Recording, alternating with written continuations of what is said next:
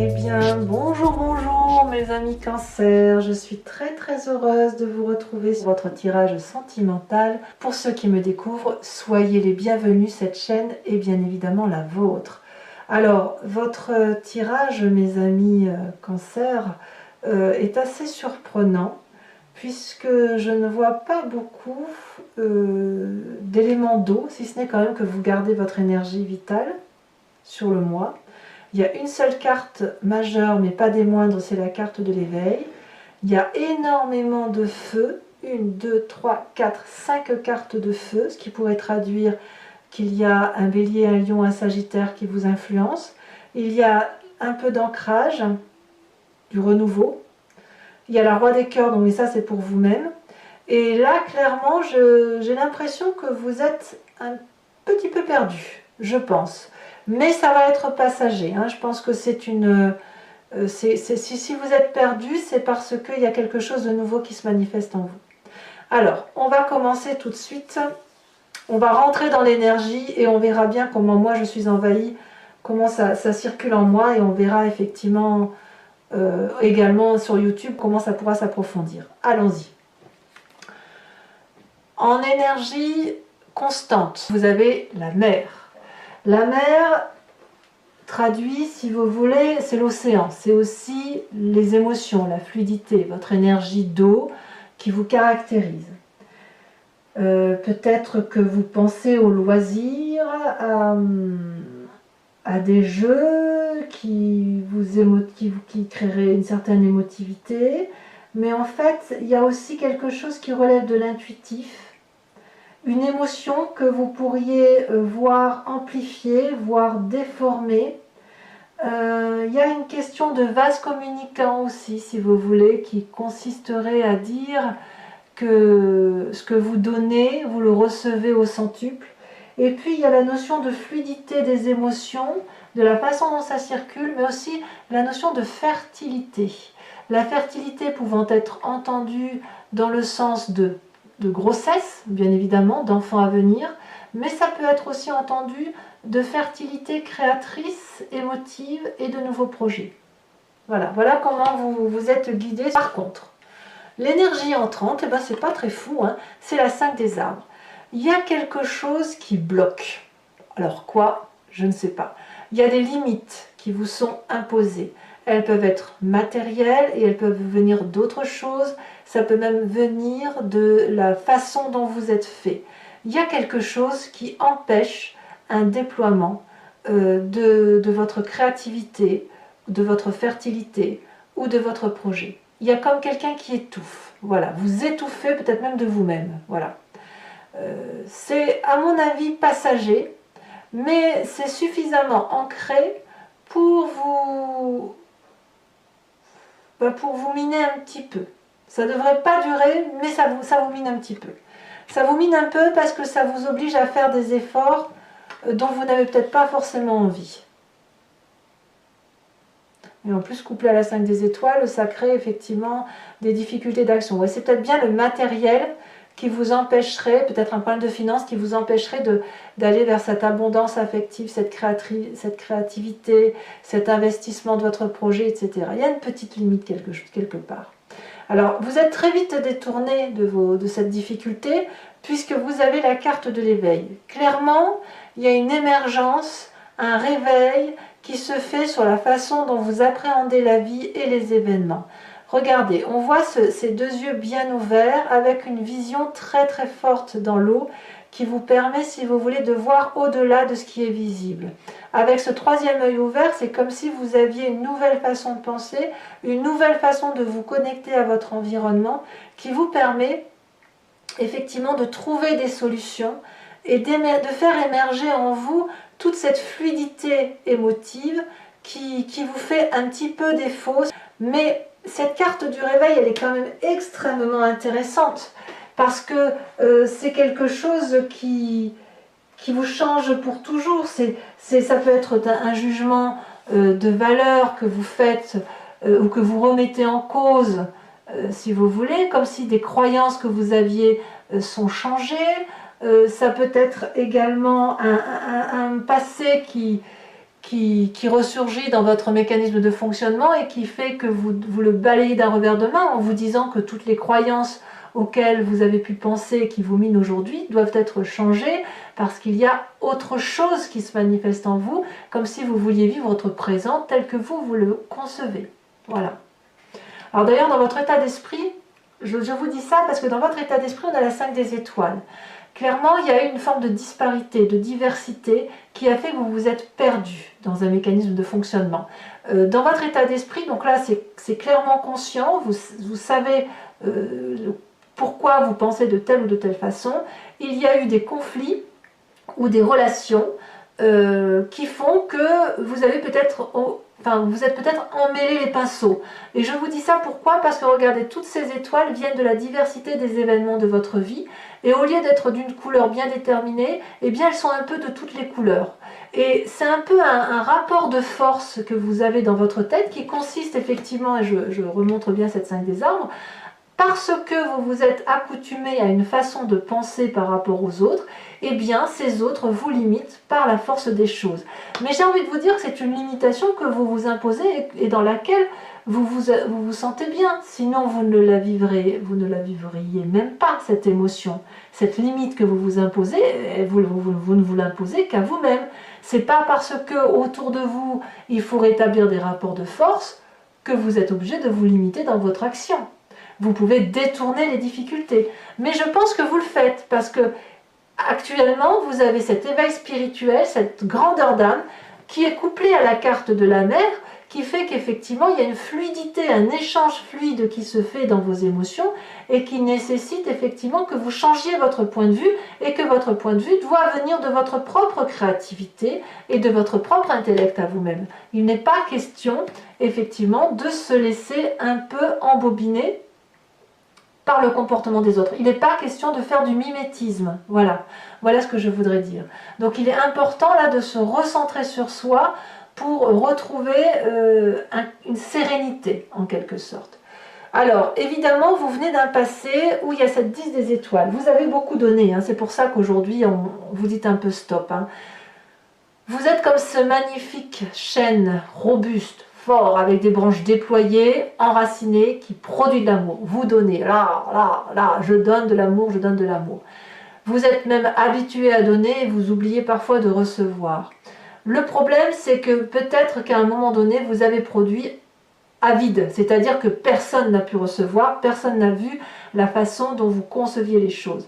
Ça vous a peut-être mis dans une forme de burn-out, voyez, une fatigue physique, une accumulation qui fait qu'à un moment donné, on a dû s'arrêter obligatoirement. Vous avez dû vous arrêter émotionnellement parce que cette production d'amour était à un moment donné beaucoup trop lourde à porter. Et c'est pour ça qu'aujourd'hui il y a ces limites et ce rééquilibrage de rapports de force. Mais c'est ce passé-là qui remonte et qui vous fait penser comme ça, alors que vous avez toute la latitude de reprendre cette liberté émotionnelle, et dans votre tête, c'est comme ça que ça se manifeste. Hein. Vous vous détournez littéralement de toutes les difficultés en ayant une spiritualité, une créativité beaucoup plus importante. Alors, votre plus grande force, c'est cette reine des étoiles.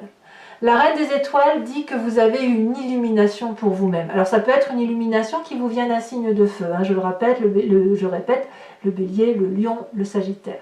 La reine des étoiles, c'est la personne qui est bienveillante et avec laquelle on aime passer du temps. C'est une personne qui est généreuse, qui rit, qui est aimable, qui est belle, qui a une vérité dans son cœur qui rayonne dans sa tête, qu'elle véhicule. Elle est pleine de chaleur humaine, cette reine des étoiles. Et elle sait ce qu'elle veut, à défaut de ne pas toujours savoir ce qu'elle veut. Enfin, elle n'empêche quand même qu'elle sait ce qu'elle veut à travers ce qu'elle ne veut pas. Et vous voudriez qu'on vous aime pour ce que vous êtes, et vous voulez aussi aimer par rapport à ce que vous êtes capable de donner, et ça, on me dit que c'est votre plus grande force. Donc cet éveil que vous avez, cet éveil spirituel, il doit aller clairement dans votre cœur à vous, dans votre tête à vous, pour éviter de retomber dans des schémas où on se limite pour rien. J'ai vraiment envie de vous dire que il est temps de cesser de vous battre, voyez, c'est pas la peine, cessez de vous battre et éveillez-vous avancer dans votre projet, dans votre fluidité d'émotion par rapport à ce que vous êtes. Reconnectez-vous à votre vérité instinctive et émotive. Alors votre présence, c'est ce que vous faites. Hein. Vous êtes cette roi de cœur, ou alors vous avez rencontré l'homme de votre vie qui est là depuis très longtemps, qui ne demande rien, et vous le voyez enfin. Soit vous avez déjà quelqu'un dans votre vie, et il faut vous appuyer sur cette personne qui est bienveillante à votre égard et qui vous aide à sortir de ce carcan un peu de fatigue physique, de fatigue intellectuelle, de limite. Donc il y a quelqu'un qui vous aime gratuitement, qui est pleine de joie de vivre, qui ne demande qu'à aimer et à vous donner de l'amour sans rien attendre en retour. Ça peut être aussi vous, hein, qui êtes comme ça dans votre présent, qui pourriez être capable de revenir dans cette abondance affective, de donner, quitte à vous effondrer. On verra hein, comment ça s'approfondit tout à l'heure sur Vimeo. Si en faisant l'approfondissement, on verra si effectivement c'est comme ça qu'il faut le voir. Il n'empêche qu'il y a quand même beaucoup d'amour autour de vous et que les limites, vous pouvez les lever parce que vous avez une pleine conscience de votre bienveillance et de votre douceur d'âme. Alors, dans votre inconscient, qu'est-ce qui se passe? Dans votre inconscient, donc, clairement, c'est la façon dont vous êtes construit, c'est la façon dont vous appréhendez les événements, mais c'est quelque chose qui se fait de façon mécanique et instinctive, qui vous vient de votre génétique, de la façon dont vous êtes construit, et c'est comme si vous respirez, vous ne contrôlez pas en fait. Hein. On a cet as des arbres. Dans votre inconscient, il y a quelque chose de nouveau qui se manifeste, peut-être avec cet éveil, cette nouvelle aura, peut-être un éveil spirituel, ouais, peut-être que vous avez, que vous allez vers une croyance de religion. Alors vous n'êtes pas obligé d'entendre la religion au sens strict, hein, mais voilà, un éveil spirituel, de meilleure connexion avec ce qui vous entoure. J'ai le sentiment que c'est ça qui me vient. Et ça crée intérieurement une abondance, un renouveau, un nouveau chapitre que vous écrivez. Et ce nouveau chapitre-là, eh bien, il est doux, il est propice à l'investissement, il est propice à construire quelque chose de durable. Et c'est vraiment une réussite qui s'annonce à travers ce nouveau projet.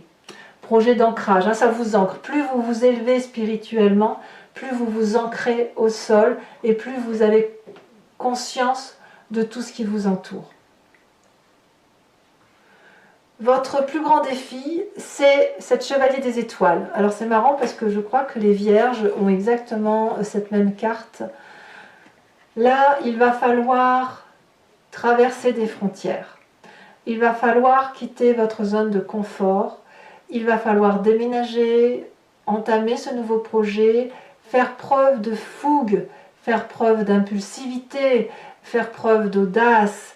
Il va falloir emprunter cette voie que vous n'avez pas l'habitude d'emprunter avec courage, avec force et détermination, éventuellement en vous tournant vers un signe de feu qui va vous aider à agir en conséquence et à agir dans le feu de la passion. Voilà, on vous demande de retrouver la passion de vivre, quitte à quitter une zone de confort,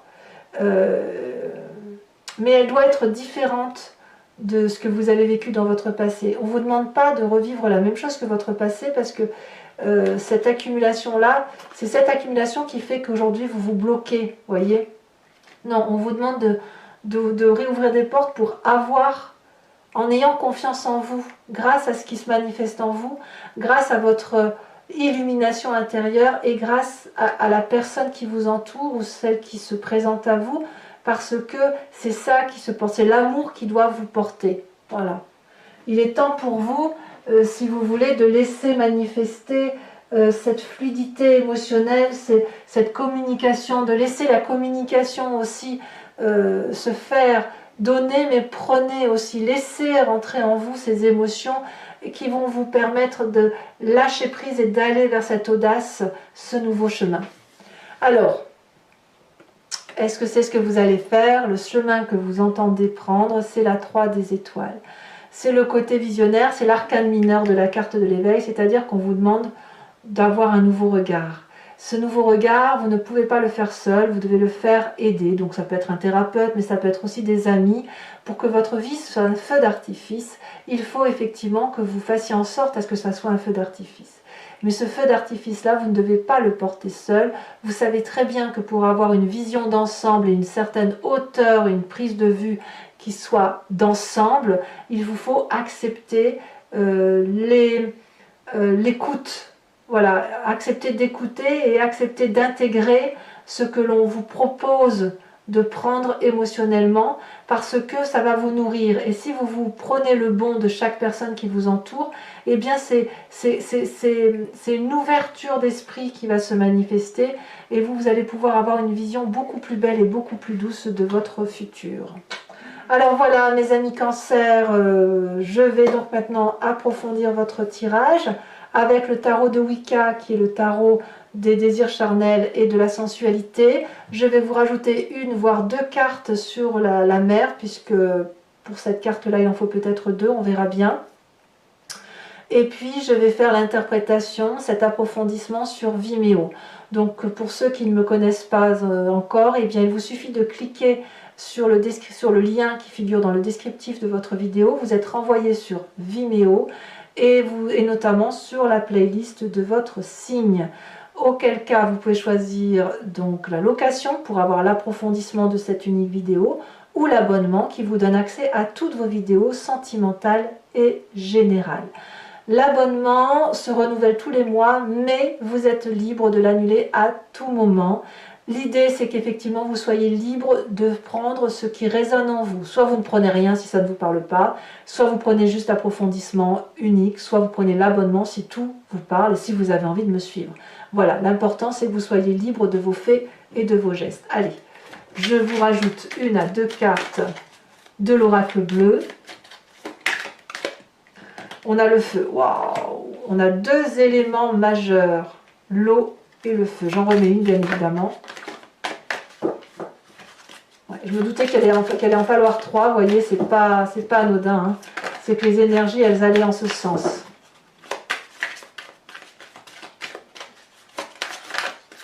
Quel message pour les cancers?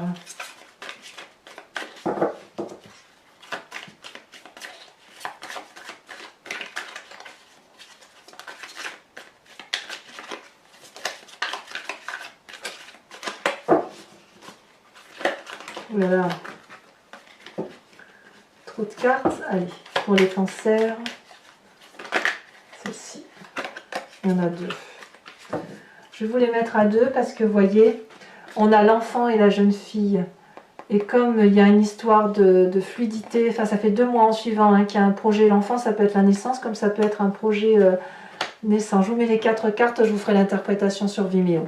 Alors maintenant, on va recouvrir l'anti-jeu avec le tarot de Wicca.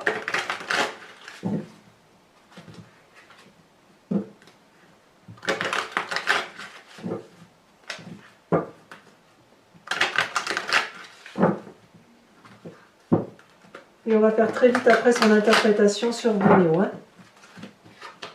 Allez, la 8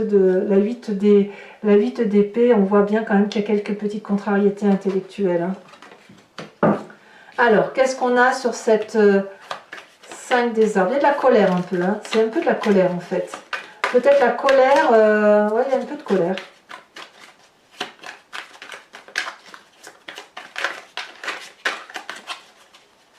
Alors, oh, elle s'est déjà retournée. Oh, ben voilà, 5 des arbres dans le foyer, la 4 de bâton. Qu'est-ce qui vous détourne donc de cette limite familiale? On a dit l'éveil, elle s'est déjà retournée. Et j'en ai même 2 qui se sont retournés, donc je vous les mets à 2. 8 de coupe et la jeune fille de coupe. Les émotions qui doivent reprendre le dessus. Nous avons sur cette 10 des étoiles, nous avons l'apprenti de denier. C'est un cavalier, et ce cavalier-là, c'est quelqu'un qui a beaucoup réfléchi et mûri. Hein. Sur cette reine des étoiles, cette magnifique reine des étoiles, elle a sauté ici, nous avons la 7 de denier. Sur la 5 des étoiles, donc votre état d'esprit. Nous avons l'apprenti de coupe. Ouais, on sent quand même que vous avez envie de retrouver une émotion qui soit fidèle à vous-même. Hein. Sur ce roi de cœur, nous avons le 10 de bâton. Alors c'est incroyable parce que le 10 de bâton, c'est exactement le même carte que la 10 des étoiles. Alors, sachez que sur Vimeo, je rajoute des cartes, mais pour moi, c'est important parce que cette 10 de bâton-là, c'est quand même 2 jeux de 78 cartes et c'est quand même 2 fois que ça tombe sur votre tirage. Donc, il y a quelque chose ici à approfondir par rapport à la 10 de bâton. Dans votre inconscient, avec cet as des arbres,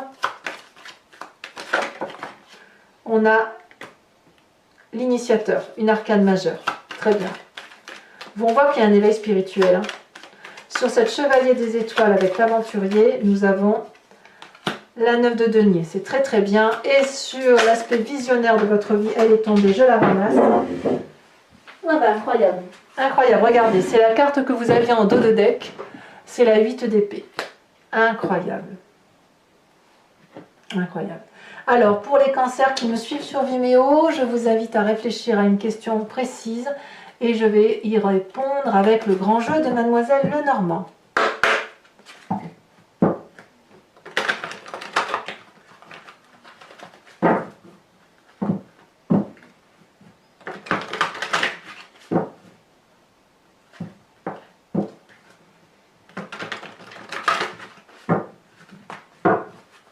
Alors.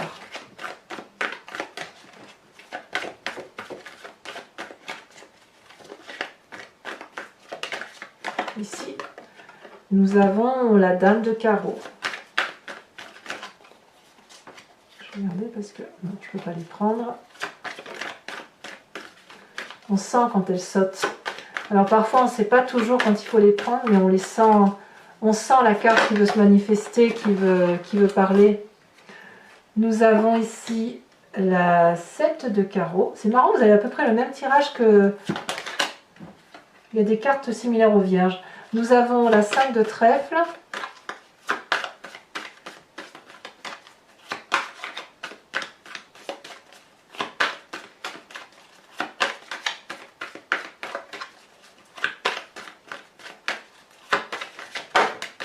Nous avons ici la 10 de pique. Et nous avons, pour la dernière carte,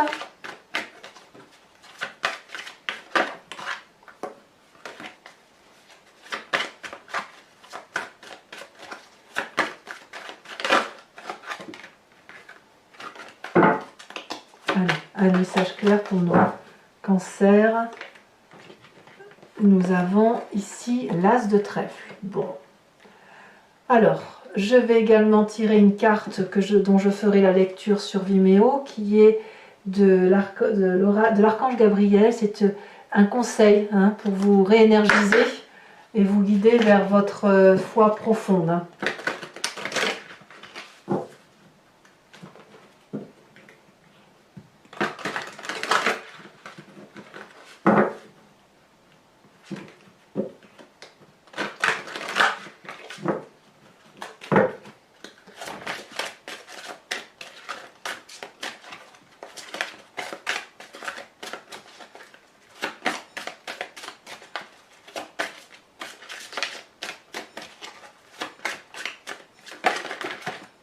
Je garde ici celle-ci, les signes.